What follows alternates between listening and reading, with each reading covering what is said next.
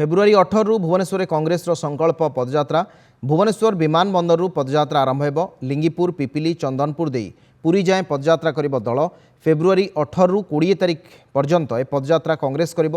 पदयात्रा रे सामिल हेबे पीसी सभापति भक्तचरण दास समेत बहु कांग्रेस नेता और कर्मी। आसंता 20 रे श्रीजीव निकट में संकल्प नेब दल।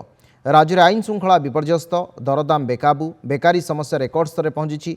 बीजेपी सरकार विरोध में कांग्रेस रे संकल्प यात्रा ओडिशा लोकंकर स्वाभिमान अधिकार समस्या पाई एह यात्रा साधारण लोकंकर कंठरोध करने और एकछत्रवाद शासन को अंत करने एभली एक यात्रा बोली कांग्रेस पक्षरु कहा जायछि। आध्यात्मिक चेतना भितर एवं सांस्कृतिक कार्यक्रम भितर से जाके पुरी पहुँचे। भुवनेश्वर एयरपोर्ट रु पुरी भितर कौन सी राजनीतिक टिप्पणी कौन से कार्यक्रम से श्रीजीव आशीर्वाद भिक्षा कला से जहाँ राजनीतिक टिप्पणी और अन्य कार्यक्रम देवे बर्तमान सी आशीर्वाद नवा पर्यंत कौन से राजनीतिक मंतव्य से देवे ना बोली मु आशा कर।